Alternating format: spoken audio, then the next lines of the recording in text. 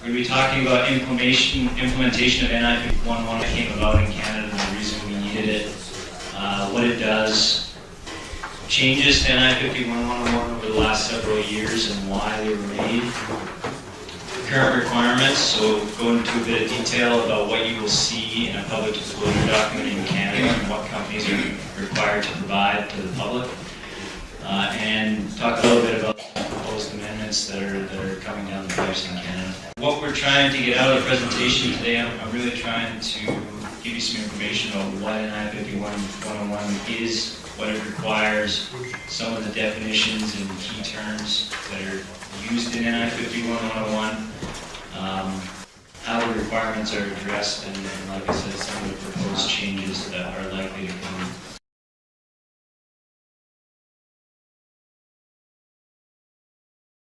So again, that's just saying they have put public documents out.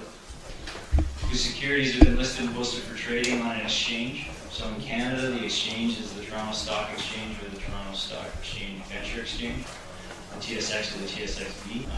And it also includes companies that exchanges securities with another issuer. So that's talking about public companies that purchase private companies. If a private company has been purchased at some point by a public company, they are therefore required to disclose under NI 5111. And these are just technical terms that relate to some of the Canadian securities guidelines. Defining oil and gas activities. In NI 5111, they're defined as the search for crude oil and natural gas, acquisition of property rights for oil and gas, construction, drilling, and production activities needed for oil and gas extraction, and extraction of hydrocarbons from oil, sand, shale, coal, or other non-conventional sources. So again, this is defining who is required to comply with NI 5111, and it's only companies that are involved in oil and gas activities in Canada.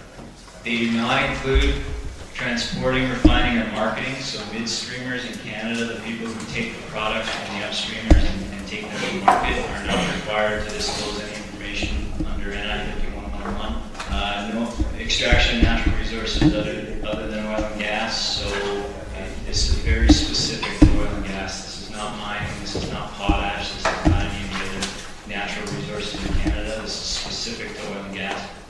It also doesn't apply to extraction of geothermal steam or hydrocarbons as a byproduct of geothermal steam. So what NI 5111 does, establishes a regime of continuous disclosure for recording issuers engaged in oil or gas activities. NI 5111 is the document that actually requires independent consultants for reserves information. In COGI, as we did today, it's recommended practice, but it's not required. NI 5111 makes it mandatory. And that's one of the major differences between Canadian and American. In the U.S., independent evaluations are not required. In Canada, NI 5111 also places the responsibility for reporting on the board of directors of public companies.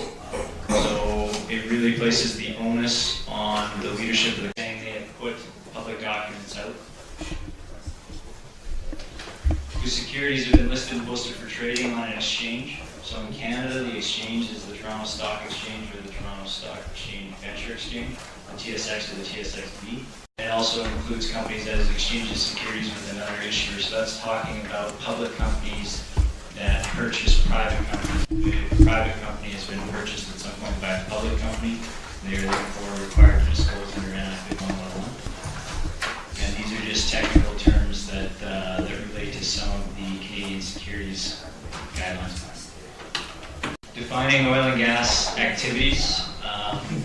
In NI 5111, they're defined as the search for crude oil and natural gas, acquisition of property rights for oil and gas, construction, drilling, and production activities needed for oil and gas extraction, and extraction of hydrocarbons from oil, sand, shale, coal, or other non-conventional sources.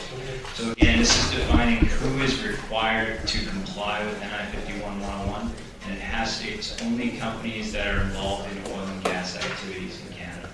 They do not include transporting, refining, or marketing, so midstreamers in Canada, the people who take the products from the upstreamers and take them to market, are not required to disclose any information under NI 5111. No extraction of natural resources other than oil and gas. So this is very specific to oil and gas. This is not mining, this is not potash, this is not any of the other natural resources in Canada. This is specific to oil and gas. It also doesn't apply to extraction of geothermal steam or hydrocarbons as a byproduct of geothermal steam. So what NI 51-101 does, establishes a regime of continuous disclosure for reporting issuers engaged in oil or gas activities. NI 51-101, we've talked about independent qualified reserves evaluators, IQREs. NI 51-101 is the document that actually requires independent consultants for reserves information. In COGI, as we discussed yesterday, it's recommended practice, but it's not required. NI 51-101 makes it mandatory. And that's one of the major differences between Canadian and American. In the US, independent evaluations are not required. In Canada, NI 51-101 mandates them. NI 51-101 also places the responsibility for reporting on the board of directors of public companies. So it really places the onus on the leadership of the company. The independent and internal directors of the company are the ones who are essentially on the line for oil and gas disclosure. They're the ones responsible for oil and gas disclosure. And it mandates the use of the Canadian oil and gas evaluation handbook. If you're not a reporting issuer, there is the companion policy of NI 51-101 came out with some clarification that gives some flexibility for companies that are not reporting issuer but still are engaged in oil and gas activities. So in Canada, a lot of private companies, even though they are not publicly traded and they are not technically subject to the rules of NI 51-101, will still comply with NI 51-101 regulations. And a lot of that is enforced by the banking and financial institutes. So in order to secure capital, a lot of the banks require private companies to go through the same procedures and guidance that the public companies are reviewed under NI. So NI 51-101 came into effect in 2003, so it's relatively recent. It hasn't been around that long. There was no continuous reserve disclosure standard before NI 51-101. And the problem with that is there was vast inconsistency in companies disclosing oil and gas information. There was a national policy that was in place to mandate disclosure, but there was no standardization associated with national policy and no disclosure. So why was it needed? Companies were trying to improve investor confidence in Canadian assets.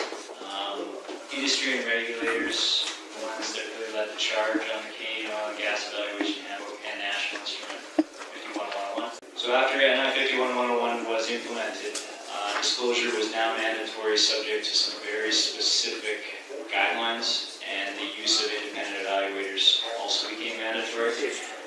And this has done a very good job. It's been very successful in Canada, instituting consistency in oil and gas disclosure. So we have a very consistent protocol, and public disclosure in Canada is quite good in ensuring that all companies are presenting the same information in the same format. There are basically three major documents that NI 51-101 mandates be disclosed in annual information disclosures. Form 51-101 F1, F2, and F3, they all have slightly different purposes. They allow companies to disclose these three forms in their AIF instead of disclosing them separately. But they have to disclose a separate document just stating that that's what they're doing. So board responsibilities. NI 51-101 is quite specific as to what is required of a public company's board in reporting reserves information. We talked about the concept of a reserves committee yesterday in COGI, NI 51-101. It doesn't mandate that companies implement a reserves committee, but it does discuss, if they have a reserves committee, what it should be comprised of and what their responsibilities. Before NI 51-101, independent evaluators, if companies use them, they would report to management, and they would directly report to the people who were in charge of the reserves evaluation within the company. With NI 51-101, the The reporting structure changed in consultant agreements or engagements, so that the independent firms are now responsible to the board of directors instead of the management of the company. So we really report our results to usually the reserves committee, but some subset of the board of directors of the company, which is a change from what used to happen where we would be directly reporting our results to a reserves manager within the management of the company. We talked about independent qualified reserves evaluators and auditors. The qualifications of a qualified evaluator are again reiterated in NI 51-101, and they have some even slightly more stringent definitions for what a qualified evaluator is. And again, it mandates the use of the Canadian Oil and Gas Evaluation Handbook. It says all the reserves definitions and evaluation standards that are to be used in Canadian disclosure should comply with COGI. The exception is if there's any guidance inside NI 51-101 that is contrary to guidance in COGI, NI 51-101 supersedes COGI. So NI 51 has certain small changes to definitions of product types that are not necessarily consistent with the Canadian Oil and Gas Evaluation Handbook. And in those cases, COGI NI 51-101 takes precedent, and companies are required to use the NI 51-101 definitions. Obviously, the first hurdle is that they must be independent. Independence is again defined in NI 51-101, and it basically says you have to have at least an arm's length relationship with the company. You can't directly hold any securities in the company, you can't have any interest in the properties, and you can't be receiving any compensation that's tied to the performance of the company. They must be members of a professional society, so we talked a little bit about this yesterday. This would be one of the challenges for adopting something like NI 51-101 in Mongolia. But there is some, in the companion policy of NI 51-101, it does talk about the ability to designate evaluators as qualified even if they are not part of a professional organization, as long as their qualifications justify it. So there are ways to get around the requirement for professional societies or organizations. And I should mention that even though NI 51-101 is Canada specific, the organizations that are outlined inside the NI 51-101 guidance are not necessarily all Canadian. There are a number of international and or American organizations that have been qualified under NI 51-101 as professional societies. So that includes the Society of Professional Evaluation Engineers, includes the American Association of Professional Geologists. So there's a number of different societies throughout the world that qualify as professional under NI 51-101. You must have 5 years of evaluating experience, 10 years for auditing, and those are industry. So it's 5 years of industry experience and 3 years of evaluation experience, and 10 years of industry experience and 5 years of evaluation experience. And you must follow the standards present or outlined in COGI. Not an employee of the reporting issuer, no ownership in the reporting issuer, and compensation not tied to the result. So you're not allowed to call yourself independent if your compensation is tied to the results of your reserves evaluation. So you can't be getting based on the volumes or the final results of your evaluation. There's also a little bit more detailed guidelines in the companion policy, NI 51-101, that also, it goes into detail and says your compensation in the past 3 years could not have been significantly tied to the company, so they put a little more rigor behind ensuring that whoever is doing the evaluation doesn't have a strong tie to the company. In order to disclose a report under independent flag, the evaluator or auditor must have looked at least 75% of the future net revenue attributable to group reserves and reviewed the balance. So you have to do an evaluation of 3/4 of the company, you can do a high-level overview of the remainder, and it would still qualify as an independent evaluation or audit. So you don't have to look at 100%.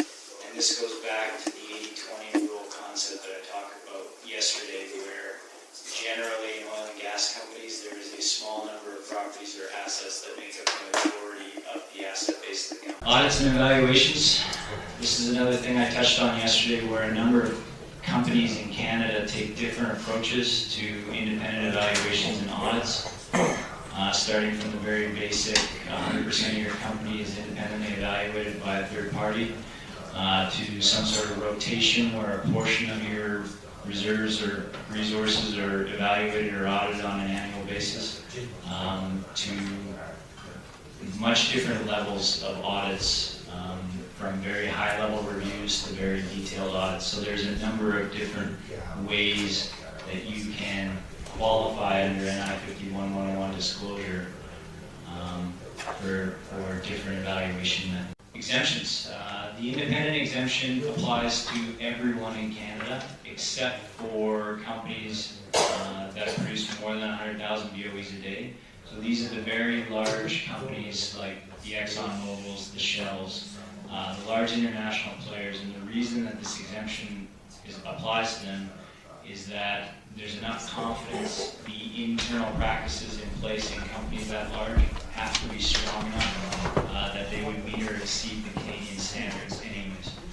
So while a lot of the large firms still do use independent evaluators, you can apply for an exemption as long as you're greater than a certain threshold. Material change disclosures. Any material changes on reserves and future net revenue on an annual basis has to be discussed in detail in their disclosure. So we'll talk a little bit about the updates. So as I said earlier, NI 51-101 originally came out in 2003. It was revisited in 2007 in order to make a few mostly minor changes, but they were running into some issues with disclosures that they wanted to address. So in the 2007 revision, they implemented more cautionary language around possible reserves. They really wanted companies to emphasize that possible reserves are an optimistic estimate, so that investors weren't relying on possible reserves or they were not misleading. They asked companies to disclose net present value on a unit value basis. So that's a relatively minor change, but some of their tables, they added some additional columns so that you could see NPV on a per unit. They changed the reconciliation. They used to reconcile on net or gross volumes, and they changed the reconciliation so you have to reconcile on gross volumes, gross company interest volumes. And they eliminated, they used to require constant price disclosure when they first released NI. You had to know both forecast prices and constant. In 2007, they changed it so that the constant pricing disclosure was optional. There are updates that come up from time to time.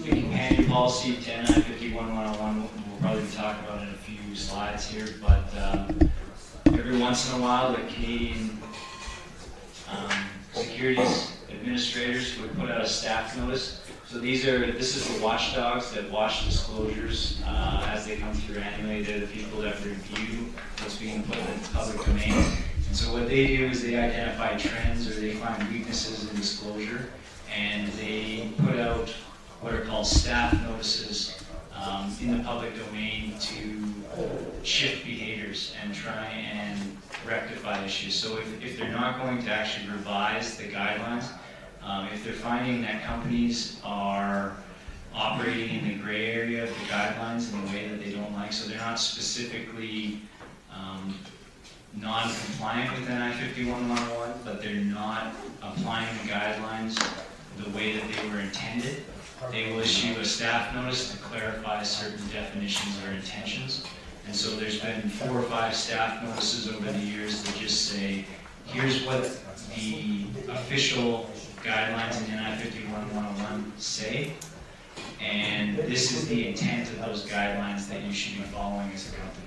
So these are essentially additional detail on pertinent issues released by the administrators when they see issues coming out of public disclosure.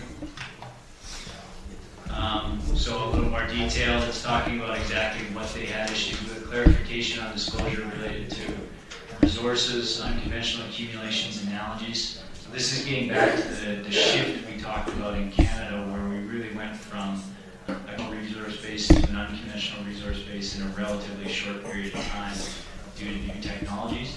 And what the regulators were finding was it was causing issues with disclosures, and there was misleading information being put out in the public domain.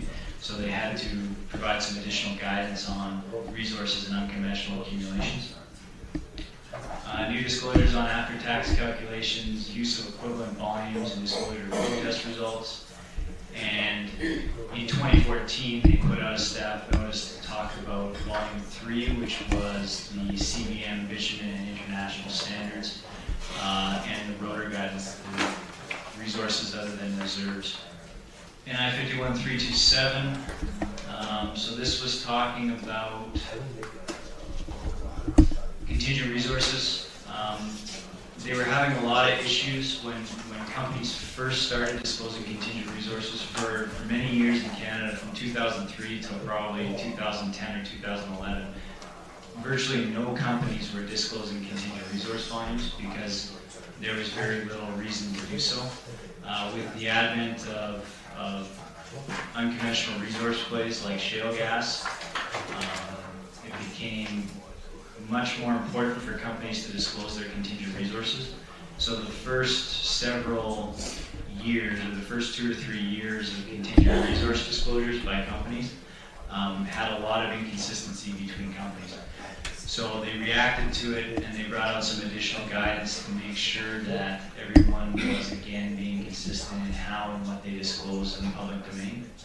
So 51327 reiterated that you cannot combine or add together various classes of volumes. You can't add respective resources with contingent resources with reserves. Because of the different risks associated, like we talked about yesterday, with the different types of volumes, they should not be summed without a lot of clarification. And what the regulators were finding was companies were doing it without providing the necessary clarification for the differences in the types of volumes and the risks. So they basically just came out and said, you're not allowed to do it anymore. You're not allowed to sum all these volumes together. It's too misleading. They also stressed the range of estimates and resources. So a lot of companies were coming out with a single resource estimate. They would either come out with a best estimate or a high estimate and put it in the domain. And again, the regulators felt that that didn't give people enough information to decide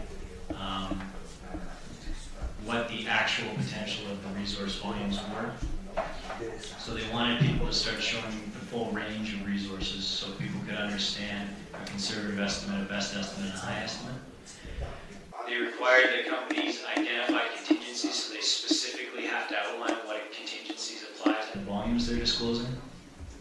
And they had to state whether the reserves were economic or uneconomic. So this was another reasonably large change for companies, because when a lot of them were evaluating contingent resources, they did not go to the level of detail required to run cash flows. They were only looking at recoverable volumes. And under 51327, they basically said that if you're going to disclose contingent resources in the development pending category, you have to run economics, and you have to tell people whether they are economic or sub-economic. So further revisions to NI 51101. They do allow reporting under alternative regimes, but it's supplemental reporting. You still have to provide the NI 51101 required documentation. But what this is saying is, to give specific examples, there are a number of companies listed on both the TSX and the New York Stock Exchange. Originally, they weren't allowed under NI 51101 guidance to put SEC documentation in their AIFs, along with the NI 51101 reporting. This is just saying if you have to disclose both anyways, you can put them in the same document as long as the NI 51101 information is present.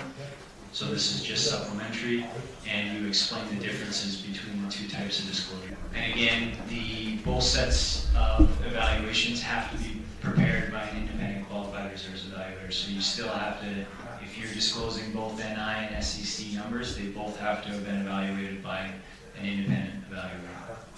They removed production group, so originally guidance had been grouped as conventional or unconventional, and because of the way the Canadian landscape was shifting, they decided it wasn't really meaningful. So instead they shifted to product types, which is one of the areas where there's some differences between what COGI calls product types and what NI 51-101 calls product types. For disclosure of contingent and prospective resources, they don't currently require disclosure of future net revenues for most of them. It's only development pending contingent resources that they require you run. And even you have to, technically you don't have to disclose the future net revenues, you have to comment on the economic viability of the volumes. So they can run the cash flows and not put the future net revenues in the public domain and just say whether the volumes are economic or sub-economic.